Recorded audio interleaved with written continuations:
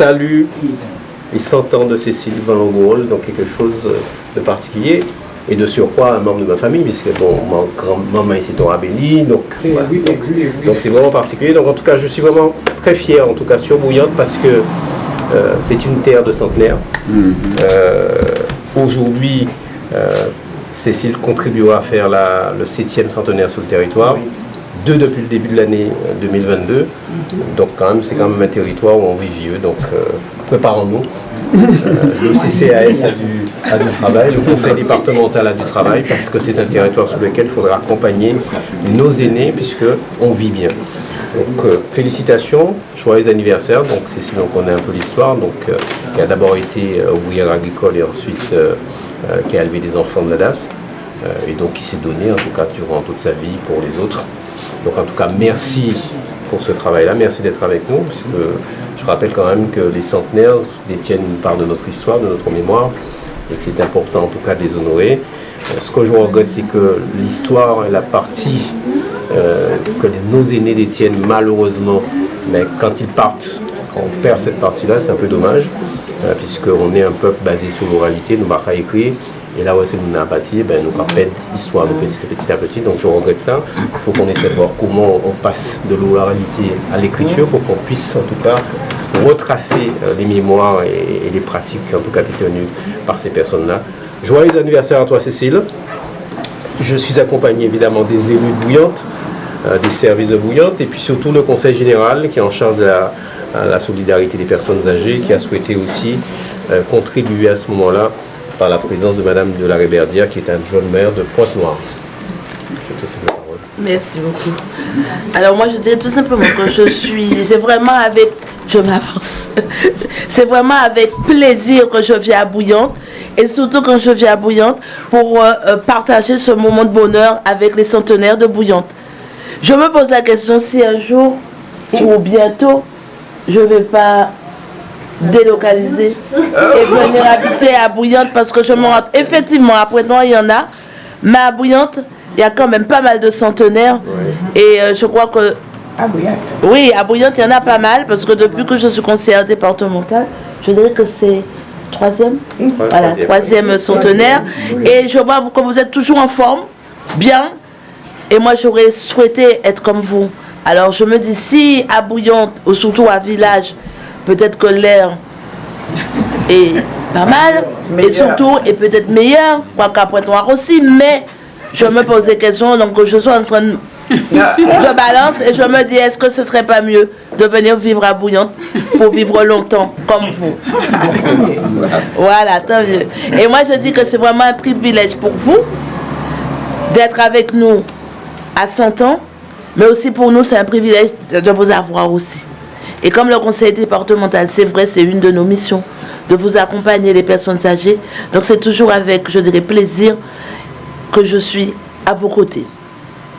Voilà, comme aujourd'hui et comme aussi dans les moments difficiles, nous devons être aussi à vos côtés et nous sommes là.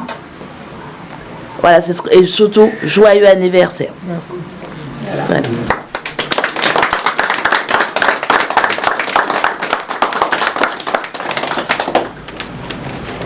Oui, alors le cadre. Tu tiens la plus tige, le cadre.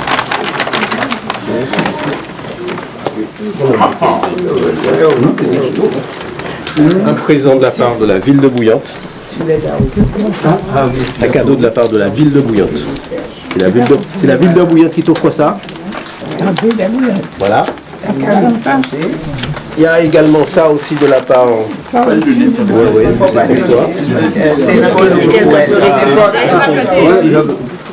Ou quelqu'un peut récupérer. Voilà. On va l'ouvrir là. On va l'ouvrir. Et mais il y en a d'autres, il y a plein de trucs qui arrivent encore. Attends.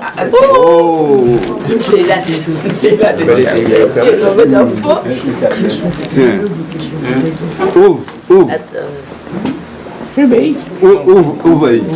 Ah ben, c'est une personne qui a beaucoup travaillé parce que elle quittait ici village pour monter travailler à Saint-Claude.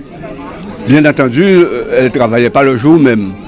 Donc elle a travaillé en tant qu'ouvrière agricole aux établissements Poivaz à Saint-Claude. Bon, et puis, elle a fait de la pension de famille. Elle a élevé des enfants, comme on dit, les enfants de la DAS. Les enfants de la DAS. Et puis, il y avait des enseignants, des professeurs des écoles qui prenaient pension chez elle, ici à Bouillante. Ah ben ça c'est sûr, c'est une marque de sympathie, d'autant plus que, comme je disais, le maire, c'est la famille, c'est notre famille, oui, puisque elle, sa maman, c'est une demoiselle abélie, comme le maire.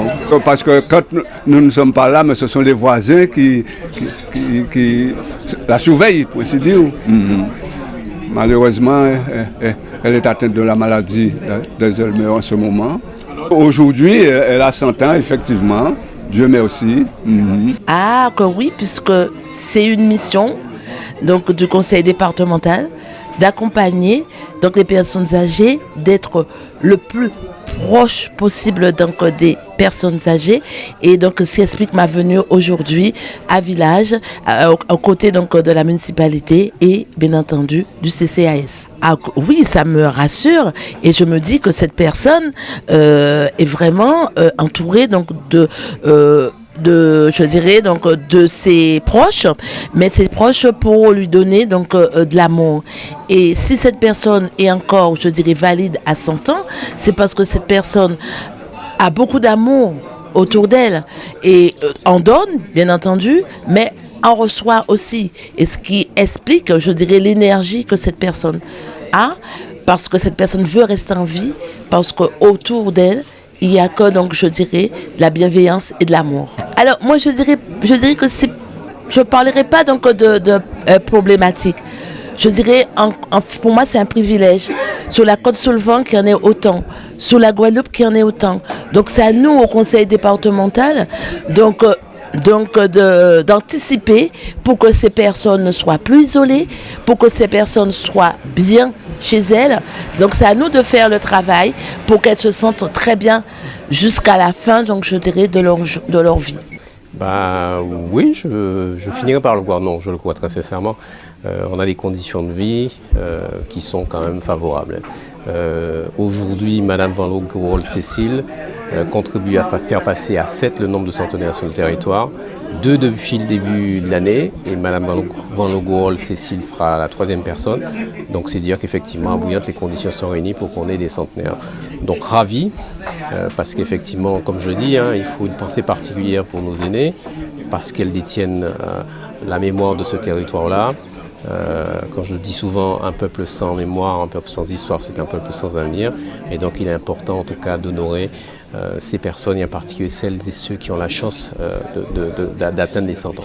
Ben évidemment, comme j'ai dit, la ville de Bouillante en particulier, son CCS, on n'a pas beaucoup de moyens, mais en tout cas il y a la volonté, la solidarité, parce qu'on est conscient que sur notre territoire, on a un taux relativement important de personnes âgées et qu'il faut les accompagner. D'ailleurs, on est en train de finaliser l'analyse de nos besoins sociaux, un document qui va nous permettre de déterminer la répartition en tout cas des personnes âgées et surtout le plan d'action qu'il va falloir mettre en œuvre avec l'aide du conseil départemental pour accompagner ces personnes-là, parce qu'effectivement sur nos territoires, des territoires ruraux comme les nôtres, les personnes restent chez elles, elles ont envie, il faut d'ailleurs qu'on les accompagne pour qu'elles terminent leur vie dans les meilleures conditions.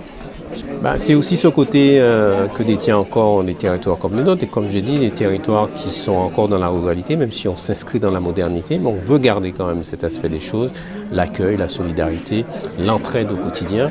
Et c'est vrai, effectivement, vous voyez, Madame Van Logorol vit avec sa sœur qui a 100 ans aussi. Elles sont seules dans leur maison et régulièrement, les parents, les amis passent les voir. Et nous aussi, nous avons notre contribution en les accompagnant quand ça s'avère nécessaire.